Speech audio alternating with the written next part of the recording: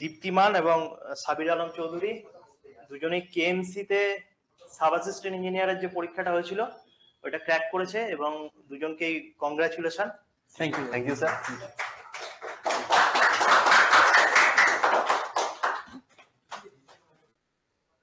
আচ্ছা, দুজনকেই big congratulation KMC এসেই ক্র্যাক করার জন্য। ফাইনালি দীপ্তিমান তো অনেক দিনের স্টুডেন্ট, ভেটারেন প্লেয়ার বলে অনেক। ঠিক আছে, তো প্রথম কোশ্চেন হচ্ছে যে এই যে জার্নিটা, হ্যাঁ এই যে চাকরি পাওয়া পর্যন্ত যে জার্নিটা, এইটা যদি একটু আমাদের ভিউয়ার্সদের বলো তাহলে ওদের পক্ষে। আমি 2018 সালে ডিপ্লোমা পাস করেছি, কোনো বিটেক নাই, প্লেন ডিপ্লোমা।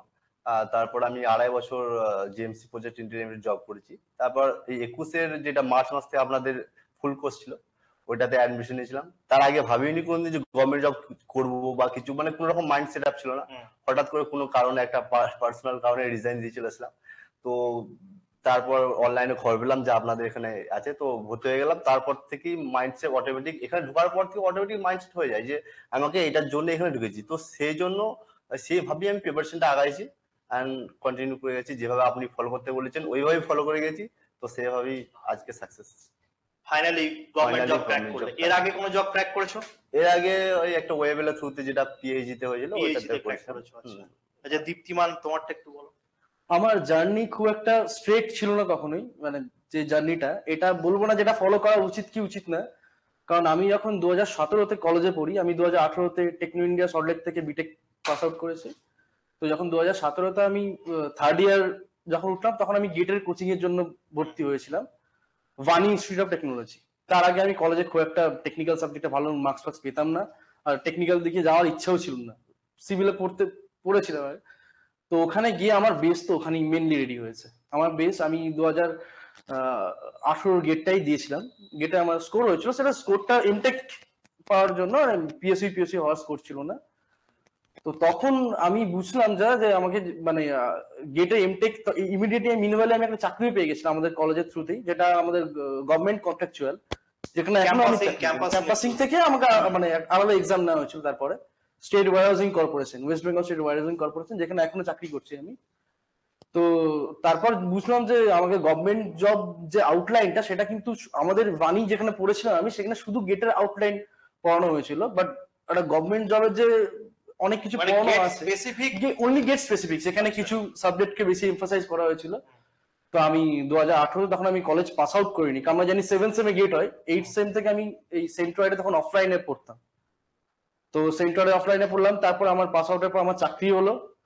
আমি 1 বছরের মতো পড়তে পেরেছিলাম, তারপর আমি দাদাকে বলেছিলাম, সৌরভদাকে, যে আমি আর মানে কন্টিনিউ করা যাচ্ছিল না, আমার অফিসে প্রচুর চাপ ছিল আমার, আমি চাকরিটা ছাড়তেও পারছিলাম না, আমার ফাইন্যান্সিয়াল কিছু ক্রাইসিস ছিল। তো আমি ওই 1 বছরে আমি গভর্নমেন্ট জবের যে আউটলাইনটা হয়, সেটা আমি শুধু যেই বলবো না, যেই এই সব দিক থেকে, মানে একটা গভর্নমেন্ট জব যে আউটলাইনটা, সেটা পেয়ে গেছিলাম ওখান থেকে। তারপরে থ্রু আউট প্রসেস আমি মানে নিজেকে পড়তে থাকি, দাদার সাথে মানে কানেকশন তো আছেই। তারপর আমি এখন 2020-তে কেএমসি এসএইটা আমি ক্র্যাক করি, রিটেনটা। তারপর আমি এখানে মক ইন্টারভিউ একটা কোর্সে ভর্তি হয়েছিলাম। আমার মানে আনফরচুনেটলি সেইটা হয়নি, বাট যে নলেজটা গেইন করেছিলাম সেটা কিন্তু আমার এখনের ইন্টারভিউতে কাজে লাগলো। মানে সেবারের কেএমসি ইন্টারভিউটা ক্র্যাক হয়নি, কিন্তু তার নলেজটা এবারে কাজে লাগলো। আমি এবারে ইন্টারভিউর আগে কোনো মক ইন্টারভিউ বা কিছু দিইনি। আর তারপরে অনেক এক্সাম, মানে রিটেন ক্র্যাক, তারপরে কোনো এক্সামে হয়নি, আমি কোটার এক্সামে অ্যাপিয়ার মানে বসিও নি। এই এক্সামটা একটুর জন্য আমার হয়েছিল। তো এটাই যে মানে থ্রু আউট প্রথমে পড়ে গেছি, পেশেন্স ধরে রেখেছি, যে মনে একটা পজিটিভ ভাইব নিয়ে যায়, হচ্ছে না, অনেক বন্ধুর অনেকে হয়ে যাচ্ছে, বাট আমারও হবে একটা টাইম। তাদেরও অনেক সাপোর্ট পেয়েছি, সবার সাপোর্ট পেয়েছি। সেন্ট্রয়েডের অনেক বন্ধুর নাম আমি এখন বলতে পারি, সায়ন মুখার্জি, আমার কলেজমেট তুহিন দেবনাথ, বিবেক যখন পড়তো বিবেক, আরো অনেকে আছে যারা থ্রু আউট, তারা তো আছেই, যাদের থেকে আমি অনেক হেল্প পেয়েছি, যারা কিন্তু তখনও সেন্ট্রয়েডে পড়তো। কারেক্ট। আচ্ছা, এই যে যারা প্রিপারেশন এখন নিচ্ছে, মেন যেটা প্রবলেম হয় যে গভর্নমেন্ট জবে একটা মানে লেন্দি প্রসেস। তো এই যে এই থ্রু আউট দিস স্প্যান তার পড়াশোনার যে কালচারটা, এটা অনেক সময় ধরে রাখতে পারে না, ডিপ্রেসড হয়ে যায়। এইটা কি করে ধরে রাখবো স্যার?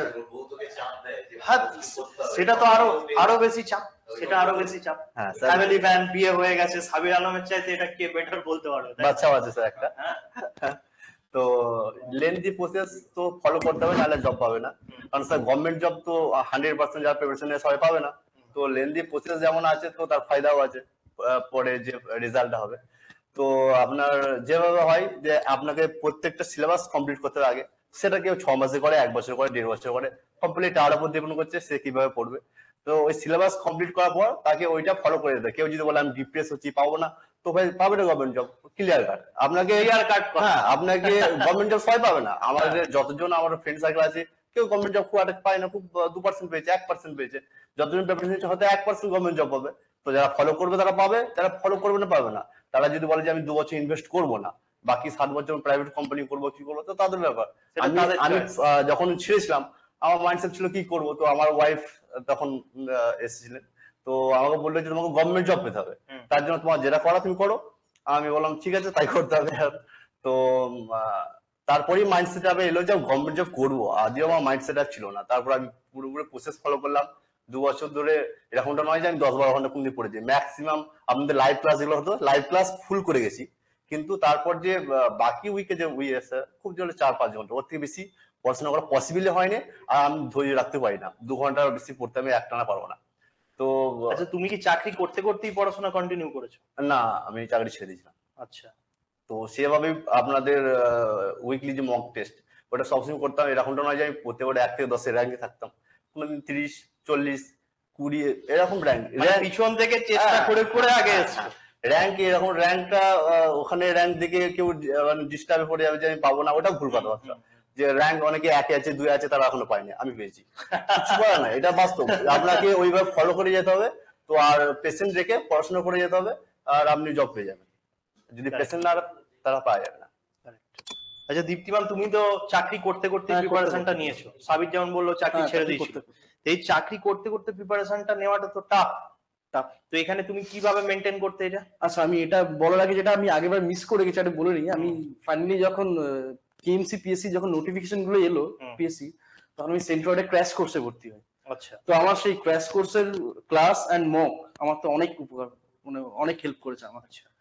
এবার চাকরি করতে করতে যেটা মেন হয় কি, আমাকে তো এক্সট্রা টাইম দিতেই হবে। আমি বলছি না আমি খুব একটা পড়তে টাইম পেতাম, বাট তার মধ্যে ম্যানেজ করতাম। আমি এখন ট্রাভেল করতাম, ট্রাভেল করার সময় আমি এমন আমার ফোনে বেশি ডেটা থাকতো মেটেরিয়াল, আমি ফোন মেটেরিয়ালই বারবার রিভাইজ করতাম।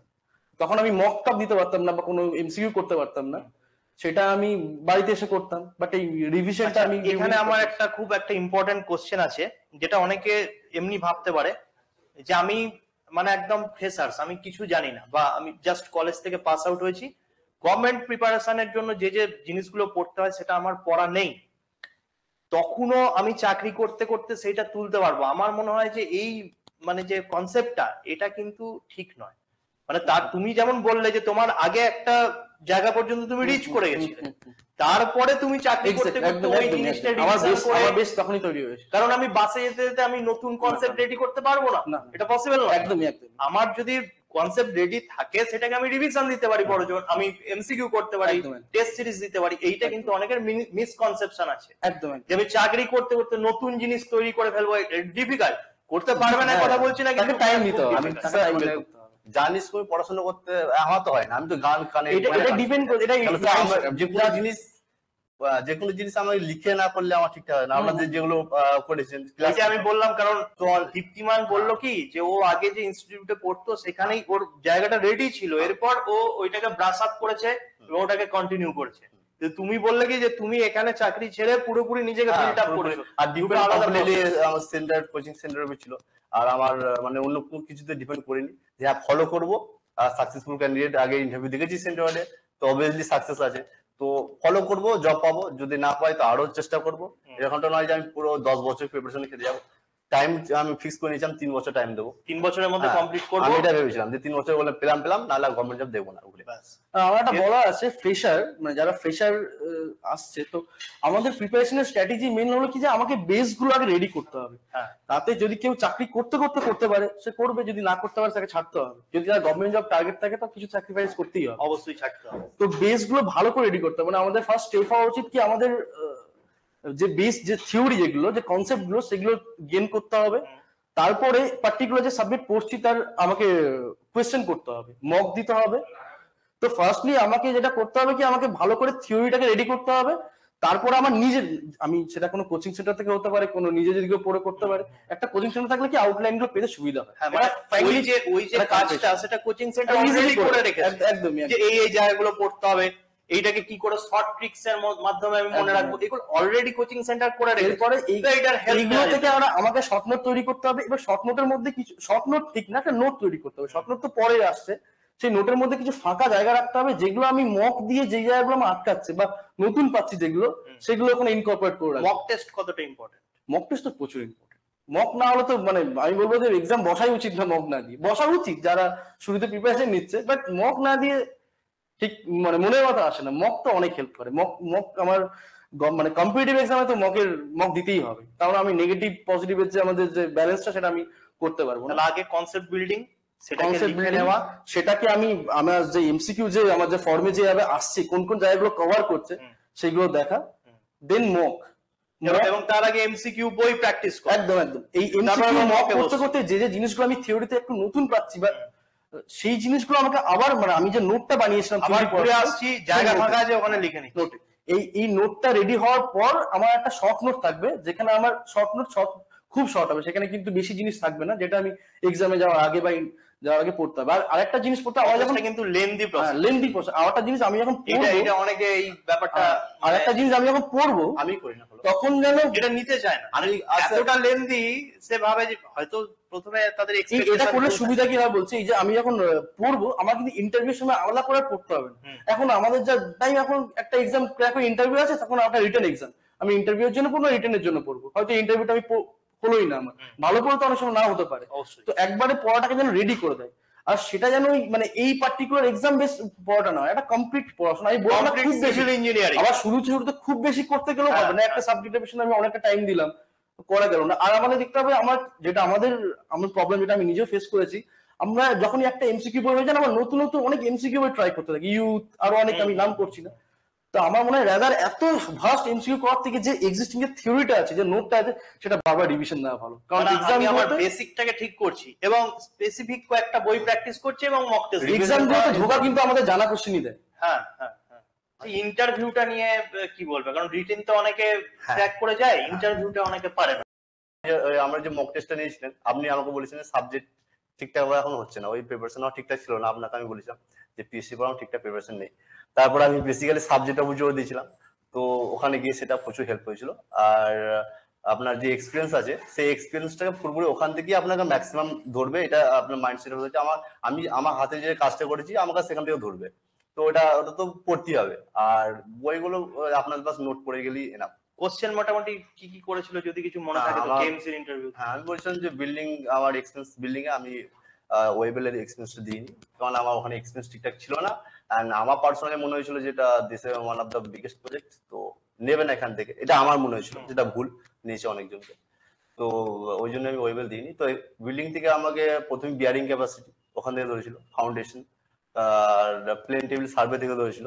আর স্ট্রেংথ অফ মেটেরিয়াল সাবজেক্টটা আমি ফিল্ডে কি করে ইউজ করবো, এখান থেকে ফিল্ডে কি করে ইউজ করব, ফিল্ডে কি করে মানে স্ট্রেংথ অফ ম্যাটেরিয়ালের ফিল্ডে অ্যাপ্লিকেশন। তো ওখান থেকে যেগুলো বলা তো নরমালি বলেছিলাম। একটা জিনিস ওরা ইমপ্রেস হয়েছিল, হয়তো বোঝা যাচ্ছিল ওদের এতে। আমি বলেছিলাম যে স্যার বেন্ডিং মোমেন্ট কেসটা, যে কোনো বিম যেখানে ল্যাপিং, যাতে মিডলে না হয়, কারণ বিমে ম্যাক্সিমাম বেন্ডিং মোমেন্ট মিডলে আসে। তো ওটা একটা L/2 ডিস্টেন্স আছে সাপোর্ট থেকে, ওখানে দিলে সেখানে বেন্ডিং মোমেন্ট মোটামুটি কম। মানে একটা এক্সাম্পল, যে strength of material K practical ফিল্ডে ইউজ করতে, একটা এক্সাম্পল। বাকিগুলো তো বলেছিলাম যে ডেভেলপমেন্ট লেন হ্যান ত্যান, বাট এটার জন্য ওরা ইমপ্রেস হয়েছিল, তো ওদের ফেস দিকে বোঝা যাচ্ছিল। তো এইভাবে কিছু কিছু স্পেসিফিক্যালি আপনাকে নিজের মতো করে বলতে হবে। থিওরিক্যালি যেটা জানেন সেভাবে তো বললে সবাই বলবে এটা, যে হ্যাঁ ডেভেলপমেন্ট লেন্থ আর অনেক কিছু আছে, কিন্তু কিছু কিছু জিনিস আমাকে এক্সট্রা ঢোকাতে হয়েছিল, নিজের মতো করে বলতে হবে, কাস্টমাইজড অ্যানসার। তাহলে আপনাকে ওই কতজন ছিল, 215 জন কতজন ছিল, তার মধ্যে 67 এর মধ্যে আসতে হলে অবভিয়াসলি আপনাকে স্পেসিফিক্যালি কিছু জানতে হবে। কারণ বাকি যারা নাম্বার আছে, নাম্বার প্রায় 5-6 নাম্বার ডিফারেন্স হবে ম্যাক্সিমাম। তো নাম্বার রিটেন আপনি ইন্টারভিউ প্রচুর ডিফারেন্স হয়ে যাবে। মানে ইন্টারভিউ আপনাকে পার্টিকুলার আপনাকে মেইনলি বিল্ডিং থেকেই, আর বিল্ডিং থেকে, আর এগুলো subject, RCC design, strength of material, এসব। এগুলো থেকে। আচ্ছা, তোমাকে কি কোশ্চেন করে? আমাকে খুব বেশি লেন্থ করেনি, তো আমি যখন গেছিলাম, যখন ঢুকলাম, যিনি চেয়ারম্যান ছিলেন, এমএসসি চেয়ারম্যান স্যার, তিনি আমাকে বললেন ইন্ট্রোডিউস ইউরসেলফ, তারপরে বলো কেএমসি সম্বন্ধে কি জানো। তো আমি শুরুতে বলতে গেলাম, তখন উনি থামিয়ে বললেন, আচ্ছা বলো তো কেএমসি তে কি কি ডিপার্টমেন্ট আছে। আচ্ছা, আমি বললাম, তারপরে এটা জিজ্ঞেস করলেন যে আমাদের ওয়েস্ট বেঙ্গলে কটা মিউনিসিপাল কর্পোরেশন আছে আর কটা মিউনিসিপালিটি আছে, এগুলো সব মানে এগুলো বলা হলো। তারপরে বললো যে তুমি তুমি তুমি এক্সপিরিয়েন্স এখন চাকরি করছো, তো সেই কাজের সাথে তুমি কেএমসির এই কাজগুলো কিভাবে রিলেট করতে পারবে।